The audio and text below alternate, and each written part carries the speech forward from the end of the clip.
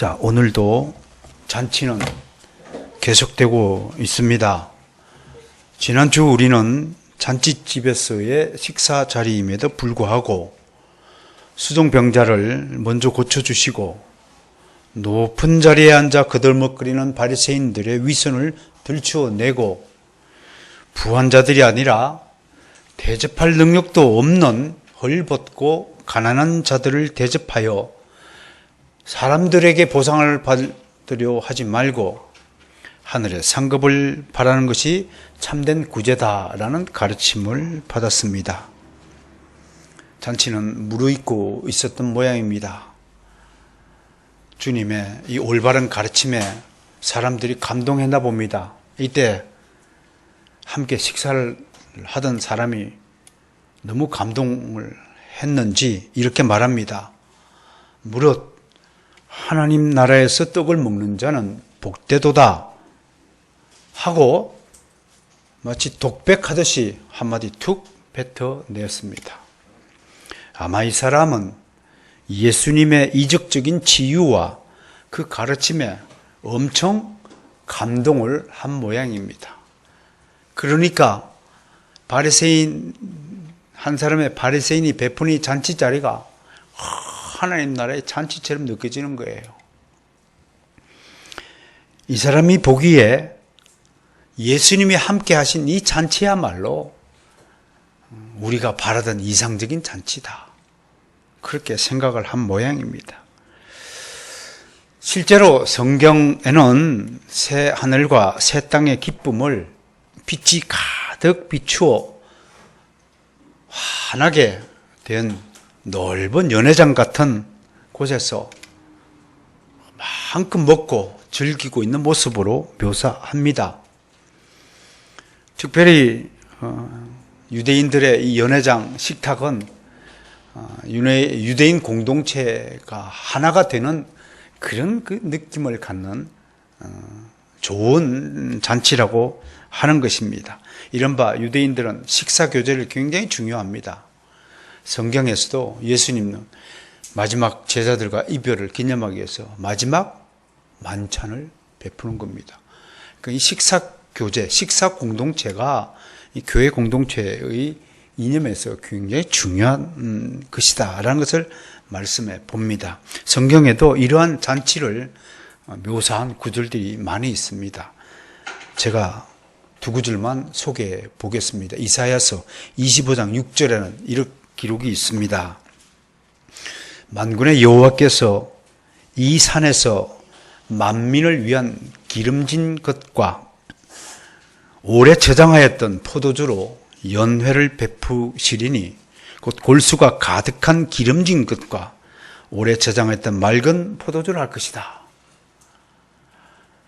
유대인들에게 있어서 육식은 굉장히 귀한 음식으로 아마 취급됐나 봅니다. 저희 나라에서도 옛날 분들, 가난한 분들은 다 육식이 어디 있습니까? 돼지고기 한 점 그것이 얼마나 귀한 음식이었어요. 그냥 산에서 나는 풀과 그냥 채소 뜯어서 먹던 서민들에게 돼지고기 국밥, 야, 정말 기가 막힌 거죠. 저 기억이 나네요. 그 헐리우드 극장 혹시 기억나요? 그 밑에 가면 500원짜리 그 해장국 있어요. 그 뭡니까? 선지국 500원짜리 무조건 500원 한 그릇 먹는 거예요. 그 줄을 섰어요. 저도 한때 돈이 없었던 시절에는 일부러 그곳에 가서 한 끼를 때웠던, 그거 아침에 한 끼 먹으면 하루 종일 견뎌야 되는 거예요. 그런 시절이 있었어요. 그러니까 제 앞에서 나도 고생했다 그런 말씀 안 하기를 원합니다. 저도 알고 보면 멀쩡하게 생겼지만 꽤 고생한 사람입니다. 너무 못 먹어서 당뇨가 걸렸나요? 보세요. 골수가 가득한 기름진 것. 그래서 제가 머릿고기 엄청 좋아해요. 잔치집에 가면 머릿고기 공짜로 먹을 수 있잖아요. 여러분 배고파 본 사람만이 이 머릿고기의 맛을 제대로 아는 거예요. 한 점 탁 새우장에 찍어 먹는 것. 이분들은 골수에 기름진 고기를 포도주에 탁 찍어 먹는 것, 뭐가 달라요? 꼭 같은 거예요. 지금 그 표현을 하고 있어요. 시편 23편 5절. 너무 유명하잖아요. 주께서 내 원수의 목전에서 내게 상을 차려주시고. 저에게 원수는 뭐냐면 지독한 가난이었어요. 지독하게 가난한 상태에서도 하나님은 상을 차려주신다. 이게 원수의 목전에서 내게 상을 차려주시고 표현한 게 기름을 내 머리에 부으셨으니 돼지 머리 막 풍성한 그걸 을지로 오가에서 어떤 분이 그걸 주시는데 이야 얼마나 맛있던지 지금도 그 맛을 잊을 수가 없어요. 내 잔이 넘치나이다. 내 잔이 넘치나이다. 뭘로 할래요? 그 행복감 그걸 먹으면서 청계천 쪽으로 길거리 걸어오면서 한 점을 먹는데요. 김치 한 조각하고 먹고 씻고 있는데 이야 그 행복감 그게 내 잔이 넘치나이다. 이렇게 표현한 것 같은 거예요. 원수의 목전에서 먹는 식사의 자리라는 표현이 얼마나 극적입니까? 정말 잠잘 때도 없고 먹을 때도 없는 그 가난한 처지에서 한 점 베푸시는 하나님의 그 작은 고기 한 점, 내 잔이 넘치나요. 계시록 3장 20절에 이렇게 되어 있네요. 볼지어다 내가 문 밖에 서서 두드리노니 누구든지 내 음성을 듣고 문을 열면 내가 그에게로 들어가 그와 더불어 먹고 그는 나와 더불어 먹으리라. 우리 더불어 먹당 하나 차릴까요? 더불어 먹는 거 얼마나 좋을까요? 우리 그럽시다. 한 달에 한 번쯤은 더불어 먹는 잔치를 한번 마련해서 성경에서 주의 백성들끼리 함께 모여서 더불어 먹고 마시는 것은 주님께서도 기뻐하시는 거다. 점심 하나 먹더라도 우리 사모하고 김윤아 군사님 지금까지 수고해 주고 계시잖아요. 먹는 사람들 조금이라도 그 수고를 기억해 주시고 그게 더불어 먹는 거예요. 수고한 사람은 누가 수고한지는 모르고 아무것도 모르고 그냥 먹는 것보다는 속이라도 기도해 주시고 쉬운 게 아니에요. 음식 준비하는 게 먹기 위해서 여러분 김밥 한 줄 우리 입에 들어오기 위해서 240여 명이 수고한다고 그러잖아요. 김밥 하나 먹는데 김 바다에 뿌리는 사람, 거두는 사람, 말리는 사람, 자르는 사람, 날르는 사람, 파는 사람. 김에 김만 있어요? 쌀은 누가 만듭니까? 벼농사 짓고 추수하고 벼는 사람, 탈곡하는 사람, 현미로 만드는 사람, 쌀 봉투에 넣는 사람, 가게에 파는 사람. 쌀만 있어요? 단무지 키우는 사람, 나물 키우는 사람, 달걀 키우는 사람. 그렇게 해서 그 김밥이 만들어져서 우리 입에 들어오는데 240여 명이 수고한다는 거예요. 감사? 당연히 해야 되겠죠? 더불어 먹는다 뜻입니다.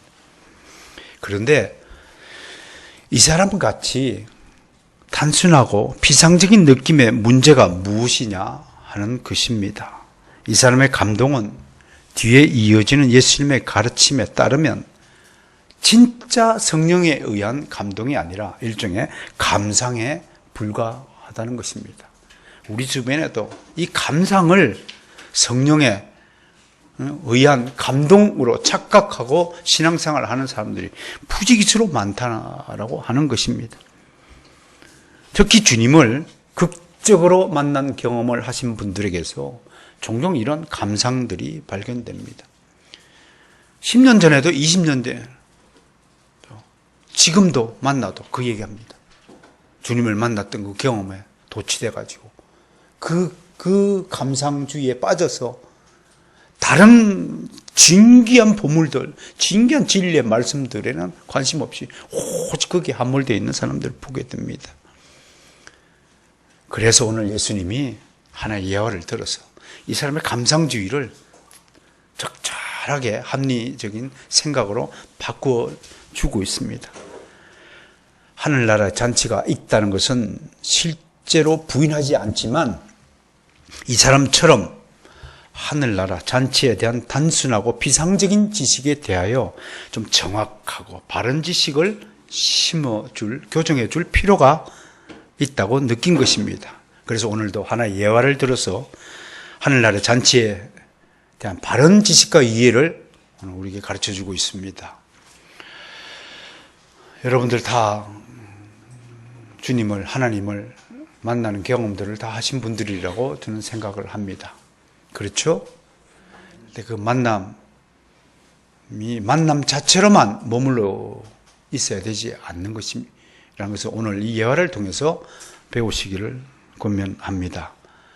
오늘 이 예화는 다시 한번 연극으로 치면 한 4가지 장면으로 나눌 수 있을 것 같습니다. 첫 번째 장면은 보니까 무대 위에 어떤 사람이 큰 잔치를 배설하고 많은 사람들이 초청해서 자리에 앉아있는 모습이 한번 등장한다고 상상해 보겠습니다. 16절의 모습이 그것이네요. 여기서 어떤 사람은 주인을 의미하죠. 마스터. 그리고 종국엔 하나님을 상징합니다. 예수 그리스도를 상징합니다. 지난주에도 유대인들의 연회장이 디귿자 형태로 되었다고 소개했습니다. 중앙에 설치되고 그 위에 무교병을 비롯한 떡과 포도주와 또 마른 견과류, 기름진 고기들, 이런 모습들이 아마 연출이 되고 아마 종들이 부지런히 음식을 실어 나르는 모습들, 이런 것들을 연극으로 지금 한 장면으로 보게 될 것입니다. 두 번째 장면은 잔치할 시각이 이제 점점 다가오는데도 아직 초청한 손님들이 오지 않은 거예요. 그 주인이 나타나서 이봐라, 왜 아직 손님들이 아직 안 오느냐? 얼른 가서 다시 한번 가서 좀 초청을 해라. 그러니까 종들이 가서 잔치가 준비되었으니까 얼른 오세요 라고 17절에서 부탁하는 장면, 초청을 반복하는 장면이 등장합니다. 그런데 어떤 일이 벌어졌나요? A, B, C 세 사람의 예화가 등장합니다. A라는 사람은 이렇게 이야기합니다. 아이고, 나는 밭을 샀는데 아무래도 밭일이 먼저야. 밭일 보러 가야 돼. 그렇게 말합니다. B라는 사람은 이렇게 이야기하네요.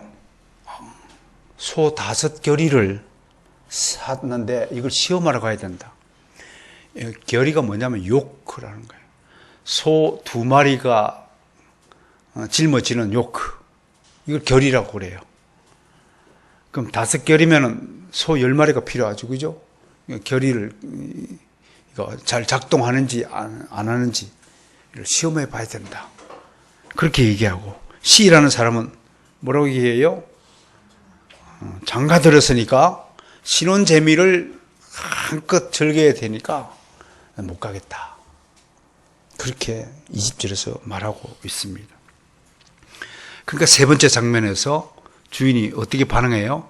굉장히 화가 났다고 말하고 있어요.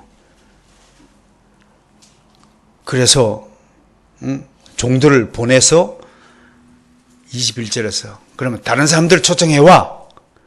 그러니까 종들이 어디로 나가요? 거리와 골목으로 나와서 주인이 시키는 대로 가난한 자들과 몸이 불편한 자들과 맹인들과 저는 자들을 데리고 왔다고 21절에서 말하고 있어요.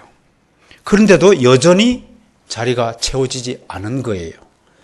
아무래도 21절에 등장하는 사람들이 수가 정상적인 사람들보다는 수가 적기 때문입니다. 몸이 불편한 사람보다 정상인이 많잖아요. 좀 가난하고 저는 자들, 맹인들, 이런 사람들을 데리고 오라고 그러니까 참 맹인 찾기가 쉽지가 않죠. 여전히 자리가 비는 거예요. 네 번째 장면에서 주인은 이제 마지막으로 자리를 채우기 위해서 이번에는 종들에게 길과 산 울타리 가로 나가서 사람을 강권해서라도 데리고 오라고 하였습니다. 그 23절이에요. 그리고 마지막으로 24절에서 주인은 이렇게 선언합니다. 나중에 잔치에 참여한 모든 이들은 잔치의 음식을 죽고 즐길 것이지만 처음에 초청을 거절한 사람들은 영원히 내 잔치에 참여하지 못하리라 라고 선언하는 것이 오늘 이야기의 대강입니다. 이걸 이제 한번 풀어보겠습니다. 첫 번째 15절, 큰 잔치를 배설했다라고 하는 것은, 큰 잔치는 그냥 잔치가 아니라 큰 잔치는 메시아와 함께하는 잔치를 의미한다고 할 것입니다. 그러니까 이걸 메시아 대망사상이 깃들어져 있는 표현이다. 유대인들은 그냥 잔치를 벌이는 것도 보통 잔치예요. 보통. 그러나 큰 잔치라고 하는 것은 하나님이 성경에 미리 약속한 진짜 메시아가 오셔서 메시아와 함께 벌이는 잔치를 유대인들은 큰 잔치라고 말하고 있는 거예요. 주님이 큰 잔치라고 표현한 것은 주님이 함께하는 잔치, 우리끼리 하는 잔치가 아니라 그걸 말하고 있어요. 유대인들은 메시아가 이 세상에 강림하실 때 제일 큰 잔치를 베푸실 것이라고 믿었습니다. 이때에는 이방인들이나 죄인들은 그 잔치에 참여할 수 없다는 것이 유대인들의 고정관념이었습니다. 그게 율법에 명시되었기 때문에 그렇습니다. 오직 유대인들만 참여하는 잔치가 자신들이 믿는 큰 잔치였다고 하는 것입니다. 그러므로 주님이 이 큰 잔치의 진짜 의미를 오늘 설명하는 것은 매우 의미가 있다고 하겠습니다. 오직 유대인만 참석하는 것이 큰 잔치가 아니다. 그 잘못된 믿음을 오늘 바로잡아줄 필요가 생긴 것입니다. 이것을 계시록에서는 뭐라고 표현하냐면 19장 9절에서요. 어린 양의 혼인잔치라고 말하고 있습니다. 어린 양의 혼인잔치에 청함을 받는 자는 복되도다 라는 것입니다. 그러니까 큰 잔치에 대한 개념을 우선 이해해야 한다는 것입니다. 두 번째로 잔치에 참여하는 초청을 거절하는 사람들이 반드시 있다라는 것을 말씀하고 있습니다. 우리 복음 전도하는데도 거절하는 사람이 99.9%지 복음 초청에 응하는 사람들이 극히 드물다고 하는 것을 말합니다. 그러면 우리는 복음을 전도함에 있어서 거부하는 자들로 인해 낙심해서는 안 된다. 그건 당연한 것이다. 잔치를 벌였는데도 불구하고 세상 잔치는 그렇게 잘 찾아가고 술자리는 그렇게 좋아하면서, 여러분 이 땅에서 가장 맛있는 잔치가 무엇입니까? 그게 주일 예배가 되어야 한다는 것입니다. 이 주일 예배, 이것이 바로 하나님의 말씀 잔치, 이것이 성령의 정말 감칠맛 나는 은혜의 잔치가 바로 이 시간이라는 사실을 믿으시기를 바랍니다. 그런데 이 잔치 맛을 모르니까 거부하는 거죠. 그럼에도 우리는 지속적으로 그가 끝까지 거부할 것을 안다고 해도 그를 사랑하는 마음을 잃지 않아야 되고 그를 주님에게로 인도하는 노력을 기울여야 합니다. 여기에 지혜가 필요합니다. 지혜로운 복음 전도자가 되기를 주의 이름으로 기원합니다. 소망합니다. 다른 사람의 일상생활을 방해하거나 귀찮게 하는 정도로 무슨 정인이라고 하는 사람들은, 진짜 정인들은요 겸손해야 합니다. 다른 사람을 몰래 옳은 소리 하는 것을 왼손이 모르게 하는 것이 진짜 정인입니다. 말로만 정인하니까 그 단체가 부흥이 안 되는 거예요. 만약에요 정통 교회의 식구들이 그 무슨 증인이라고 하는 사람들만큼 열심히 한다면 우리 10배 이상 증가했을 거예요. 여러분, 그들은 식음을 전폐하고 자신에게 부과된 증인의 사역을 담당하고 있어요. 이야, 할머니도 가방 들고, 응? 내일 모레 꼭 쓰러져 죽을 것 같은 것 같다. 할머니 가방 들고. 잘못된 믿음, 잘못된 교리이지만 그 열심을요, 도대체 어디서 저런 열심이 나올까 하는 생각을 해봅니다. 따라서 합시다. 전심전력하자. 뭐에 전심전력하라고요? 당신 인생의 일에 전심전력하라는 뜻이 아닙니다. 이 잔치의 초청을 부지런히 열심을 다해서 이 하늘 잔치에 좀 초청하라고 전심전력하라고 그랬더니 자기 돈 버는 일에 막 정신전력을 다 하고 있는 것은 이 말씀의 진짜 의미를 곡해하는 것입니다. 자, 세 번째 21절에서 이 거절하는 자에 대해서 주님이 어떻게 반응하고 계시느냐 하면 매우 노하시고 계시다라고 말하고 있어요. 자칫 이것을 문자 그대로 해석하면 우리 주님이 마치 속 좁은 분 것처럼 오해하기 십상입니다. 그래서 이것을 올바로 이해하기 위해선 먼저 유대인들의 풍습에 대한 사전 지식이 필요합니다. 유대인들은요, 잔치를 열기 전에 항상 미리 날짜를 정해요. 그리고 종을 보내서 사람들에게 참석 여부를 알아보는 것입니다. 그리고 참석자들 수에 맞춰서 yes라고 한 사람들이 숫자를 취합해가지고 자리를 만들어요. 그러면 이거는 이미 합의가 이루어진 약속입니다. 초청을 받은 사람들이 약속을 안 오는 것은 약속을 어기는 것입니다. 그런 의미가 숨어 있어요. 그러니까 유대 사회에서 초청을 자기가 허락해놓고 안 가는 것은 이거는 완전히 예법을 어기는 아주 상당히 그 결례를 범하는 일이라고 하는 것입니다. 불가피한 이유가 아니고선 불참한 일은 있을 수 없는 일이다. 유대 사회에서. 왜? 사람 수만큼 음식 준비 다 해놨는데 갑자기 약속해놓고 안 오면 그 음식 처리를 어떻게 할 겁니까? 아까운 그 음식을 어떻게 하느냐 이겁니다. 오늘 예화에 등장하는 사람들을 핑계대는 A, B, C 세 사람들은 분명히 잔치에 참석하겠다고 미리 약속을 하신 사람들입니다. 그런데 약속을 뒤집은 사람들입니다. 그리고 당연히 이런 못된 짓을 하는 사람들에 대해서 분노를 표시하는 것은 당연한 일입니다. 마태복음 22장 7절에는요. 이런 불악무도한 자들에게 임금이 군대를 보내가지고 모조리 살인을 하는 장면이 소개됩니다. 우리가 일반 은총의 세계에서 우리 특별 은총을 받아서 구원받은 백성들이지만 일반 은총의 세계의 질서도 무시하면 안 됩니다. 세상의 법도 지키고 살아야 합니다. 또 세상이 말하는 도덕과 윤리와 상식의 선을 지키고 살아야 합니다. 이걸 허무는 자는 지도자가 되어서는 안 됩니다. 이 기준을 지켜야 됩니다. 기독교인은 이 세상에서 빛과 소금된 역할을 다해야 됩니다. 왜 우리가 이 기준을 지키는 중심 세력이 되지 못하고 왜 손가락질 받느냐? 우리가 모범이 되지 못했기 때문에 그렇습니다. 솔직히 말씀드려서 저는 저와 여러분들 모두에게 우리가 다른 사람을 허물을 지적할 입장이 못 된다. 그렇게 말씀을 드리고 싶습니다. 자, 이제 잔치의 상황이 달라졌습니다. 어떻든 약속한 사람들이 약속을 어긴 결과 잔치의 자리가 비게 되었습니다. 그래서 주인은 이제 다른 방편을 사용합니다. 종들에게 길에 나가 만나는 사람들을 데리고 오라고 명령합니다.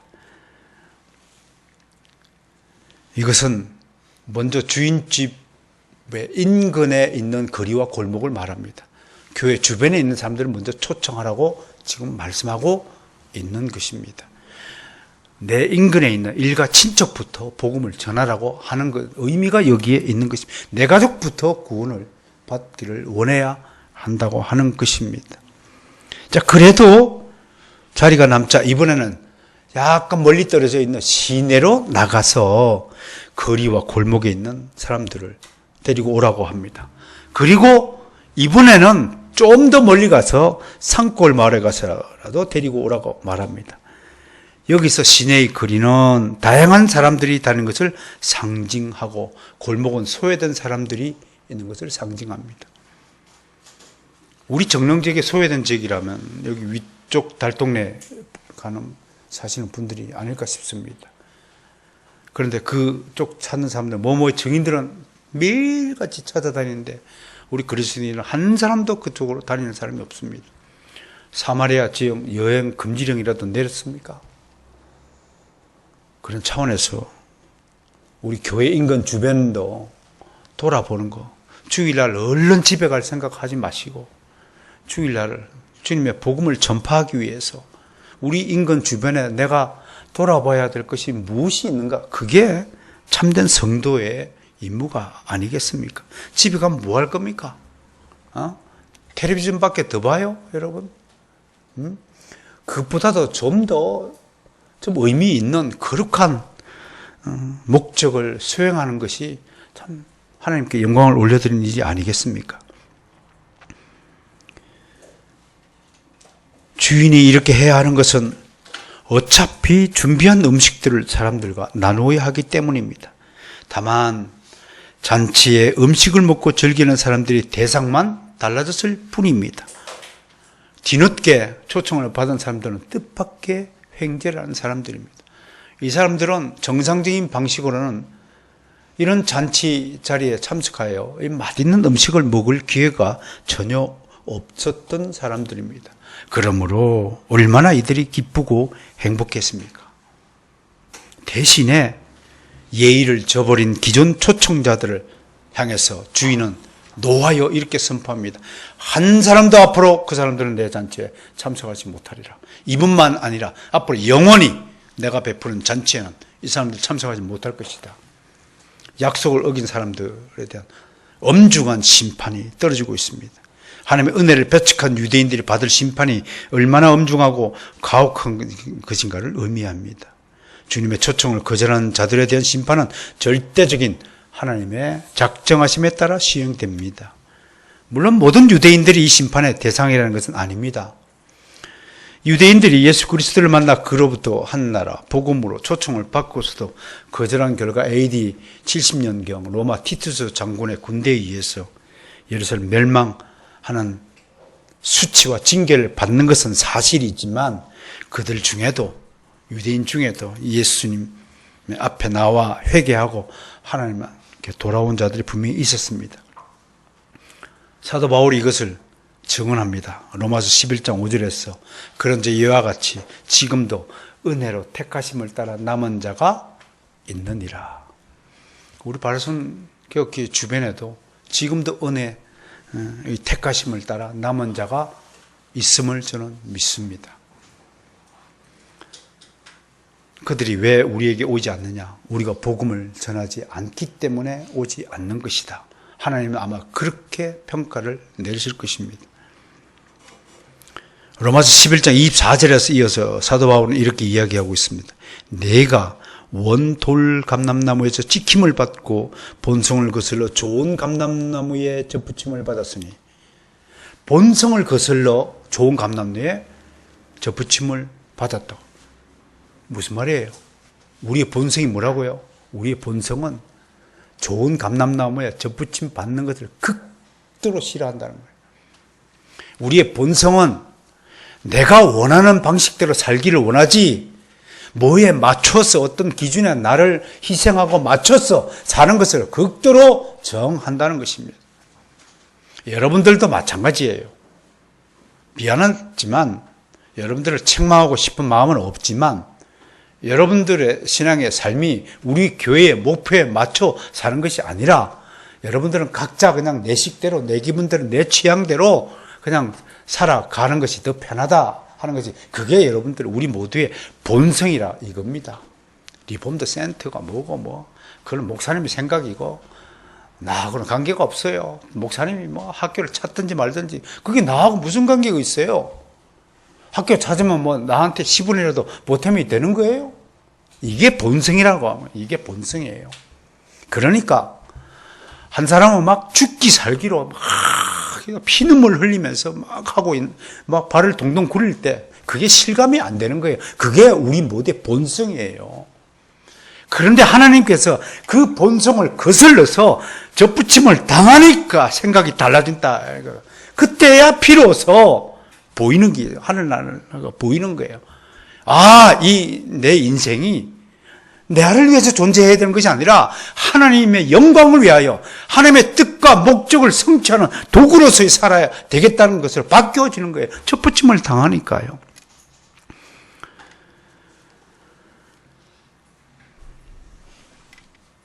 한 가지 더 추가해야 될 여기 오늘 이 예화를 추가해야 될 내용이 하나 있는데 같은 내용이 마태복음 22장에 있습니다. 근데 좀 다른 거예요. 어떤 사람은 동일한 사건을 마태와 누가가 다르게 기록했다고 하였지만 정확한 해석은 결론적으로 두 사건에 대한 다른 두 개의 기록이다. 그렇게 말할 수 있어요. 근데 좀 같은 비유를 드셨지만 마태복음은요. 하나님으로부터 청함을 받은 자는 많지만 택함을 입은 자는 적다라는 요지의 메시지를 전달하는 것이 마태복음 기록의 목적이고 오늘 누가복음의 기록의 목적은요. 하나님의 초청을 거절하는 것이 얼마나 무서운 심판의 대상이 된다는 사실을 강조하는 거예요. 분명히 우리의 복음의 초청을 들은 사람들이 있을 것입니다. 여러분, 안전하서나 잔치에 초청하세요. 단 여러분들의 초청장을 거절한 사람들을 위해서도 기도해 주세요. 그들이 분명히 하나님의 진노 아래 있습니다. 하나님 심판 아래 있습니다. 그 대상이 내 남편이라도 내가 복음을 전했어요. 여보, 왜 예수 그리스도를 믿어야 하는지 진지하게 한번 내 얘기 한번 들어볼래? 이게 복음 전도입니다. 예수 믿을 거예요? 안 믿어? 알았어. 그건 복음 전도가 아니에요. 그건 농담 따먹기입니다. 그렇게 하는 것이 복음 전도가 아니라 진지하게 설명해요. 진짜로. 사생결단으로. 심지어는 복음의 협박이라는 게 있습니다. 당신이 내 말을 듣지 않으면 난 당신과 같이 살 수가 없어. 라는 협박을 해서라도 강권하여 데리고 오라는 것이 바로 그런 뜻입니다. 주님은 이 비유들을 통해서 인간이 구원을 얻는 것은 전적으로 하나님의 주권적 은혜를 입은 자들이라고 말하는 것입니다. 뒤늦게 잔치에 참여한 사람들은 사전에 내가 잔치에 참석할 수 있을 것이라고 생각하는 사람 아무도 없습니다. 우리 가운데 내가 예수 믿고 지금 주일날 교회 와고 예배 드리라고 생각하는 사람 아무도 없습니다. 저도 마찬가지입니다. 여러분 마찬가지예요. 그냥 어느 날 갑자기 하나님이 은혜를 베푸셔서 성령의 감동을 받아서 이끌림을 받아서 이 자리에 나온 겁니다. 어때요? 나와보니까 잔치가 아니라 괴로운 학습 수련장이 되었습니까?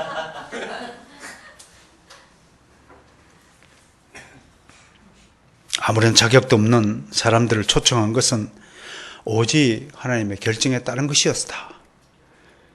사도 바울은 이런 하나님의 주권적 택함을 이렇게 해설했습니다.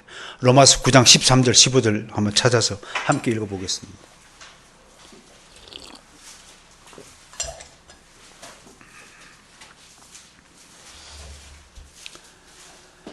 시작. 기록된 바 내가 야곱은 사랑하고 에서는 미워하였다 하심과 같으니라. 그런즉 우리가 무슨 말을 하리요? 하나님께 불의가 있느냐? 그럴 수 없느니라.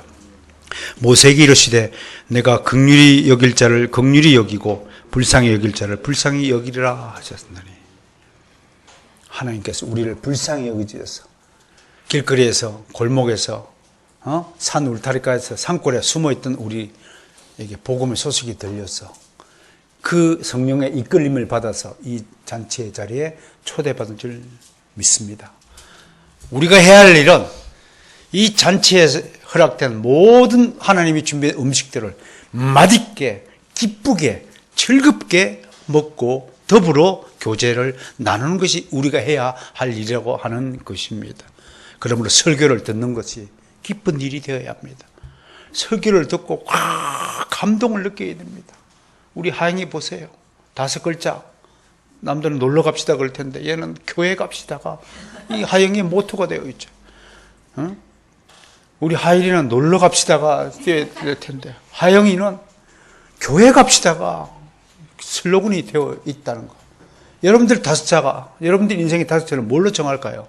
이따 오후 시간에 토의를 좀 해보세요. 잠자러 가자. 쉬러 가자. 5차 만들어 보시기 바랍니다. 오늘 말씀을 통해서는 3가지 교훈을 여러분들에게 전하고자 합니다. 첫째, 이 땅의 그리스도인들은 이미 영원한 하늘나라의 잔치에 초대를 받은 사람이라고 하는 것입니다. 그러나 우리는 잔치에 참여할 아무런 자격이 없던 사람들이었음을 기억해야 합니다.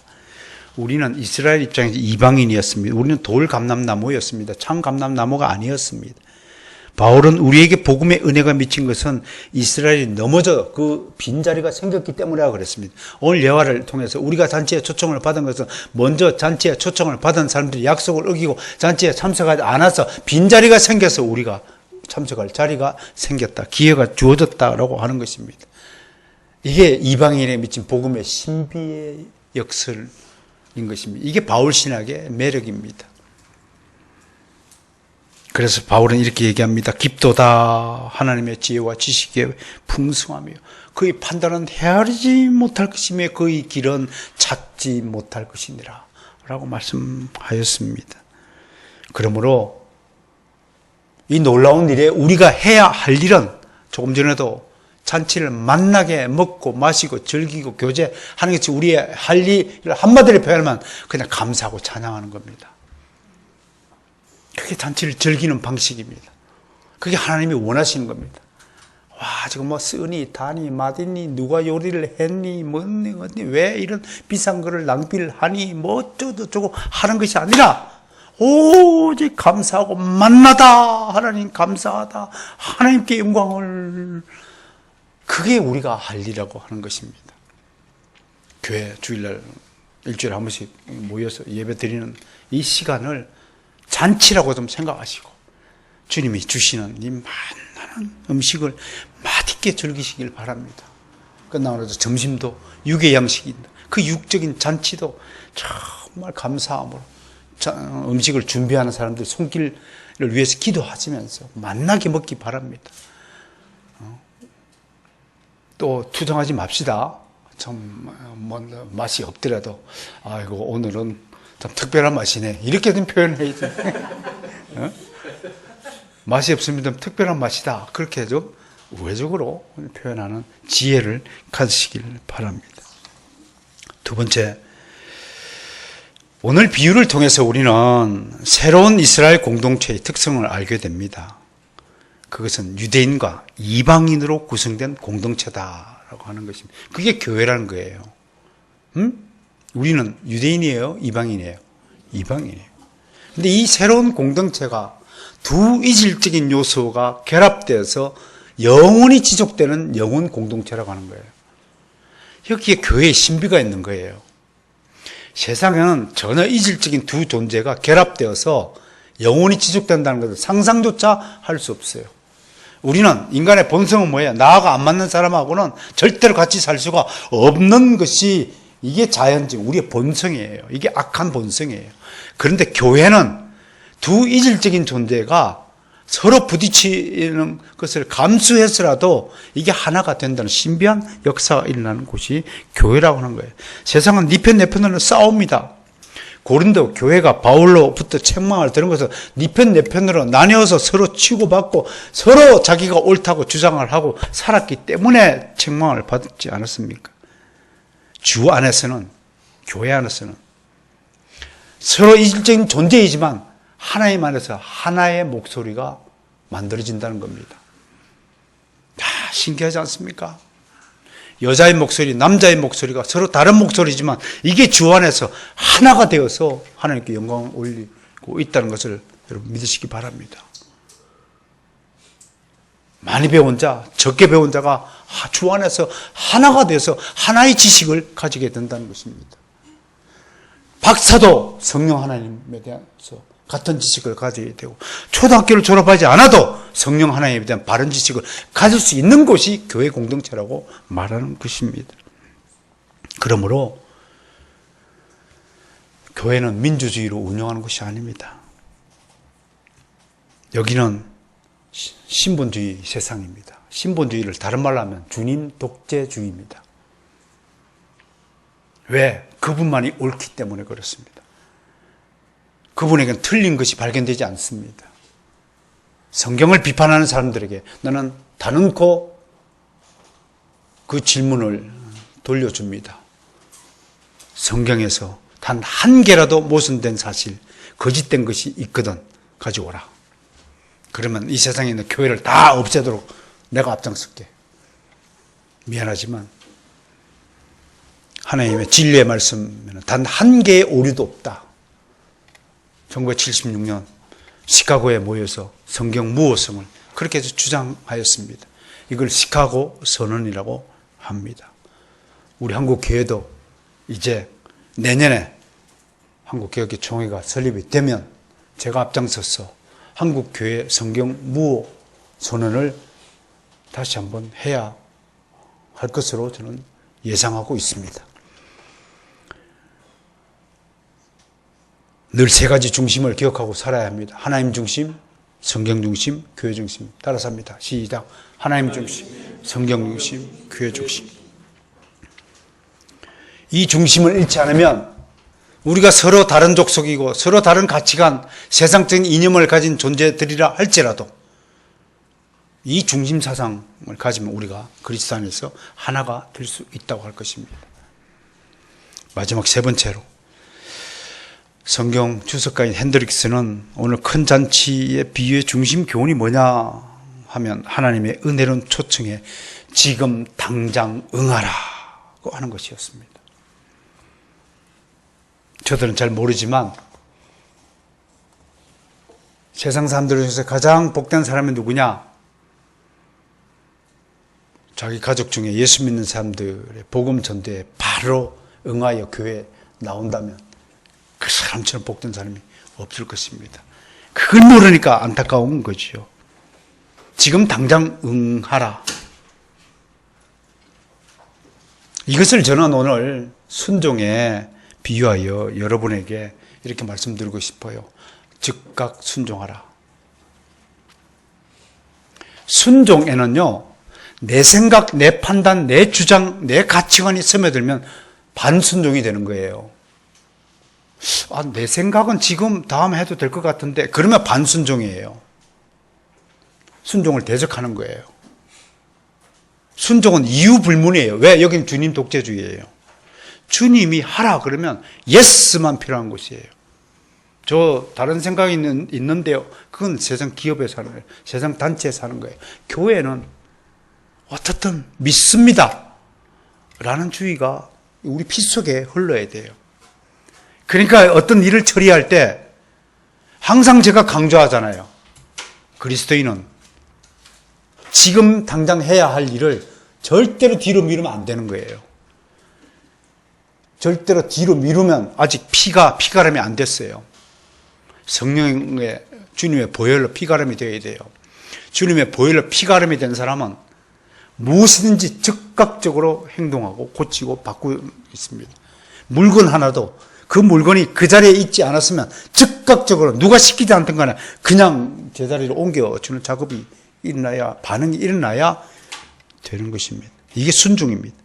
그래서 순종의 제1대적이 누구냐? 내 생각, 내 뜻, 내 계획, 내 가치관, 내 주장입니다. 하나님 중심, 성경 중심, 교회 중심의 가치관이 아니라 내 생각을 가지고 사는 사람은 여전히 주님의 보혈로 피가름이 되지 않은 존재다라고 말할 수 있어요. 이 사실을 깨달아야 합니다. 아무리 주님의 말씀을 들어도 자신의 정한 뜻과 계획을 바꾸지 않고 사는 이들이 있습니다. 많은 청년들에게서 제가 이걸 발견합니다. 이미 정해놨어요. 이미 어떤 교회가 좋은 교회라는 사실을 딱 정해놨어요. 자신이 정해놓은 그 기준에 부합하면 마음에 드는 교회고 부합되지 않으면 마음에 안 드는 거예요. 그런데 그 기준이 누가 만든 거냐? 성경에 있는 기준이냐 아니냐를 따져야 돼요. 여러분들 각자 정치적 생각을, 견해를 다 가지고 있을 거예요. 어떤 사람, 어떤 국가, 어떤 민족을 평가할 수 있을 거예요. 내가 누누이 강조합니다. 그 평가의 기준이 성경적이냐 성경적이지 않느냐가 중요한 것이지 당신 기준으로 말하지 말라.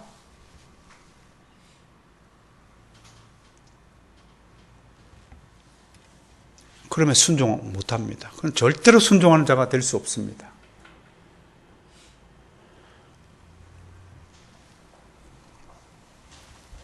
그러면서도 자신의 생각과 고집을 가운데 포로가 되어 있으면서도 자기는 이것이 주님을 위한 일이라고 스스로 믿습니다.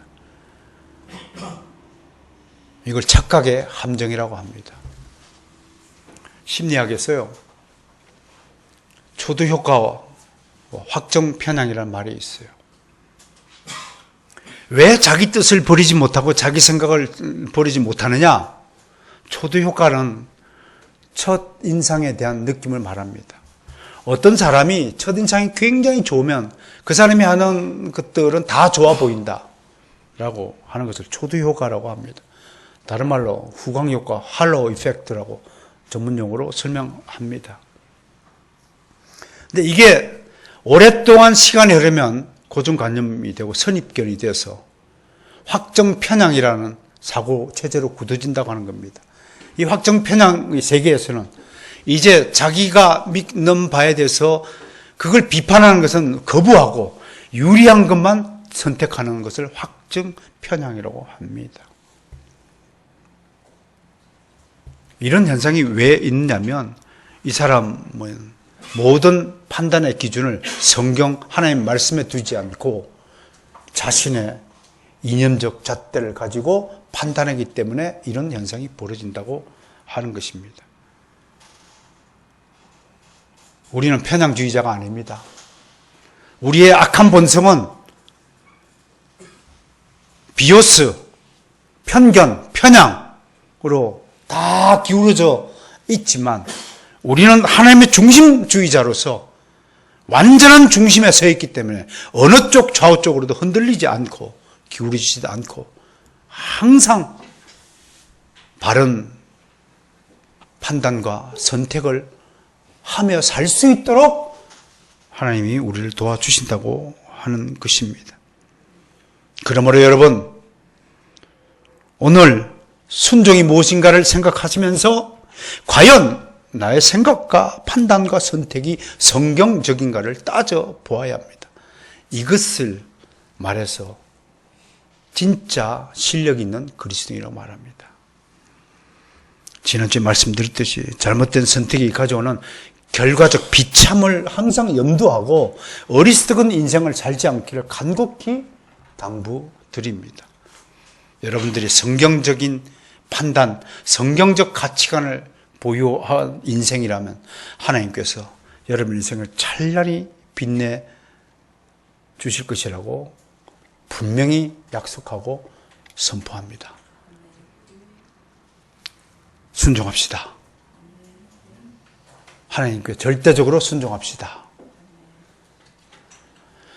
결과가 잘못되더라도 이 잘못된 결과마저도 하나님의 섭리라는 사실을 믿고 순종합시다.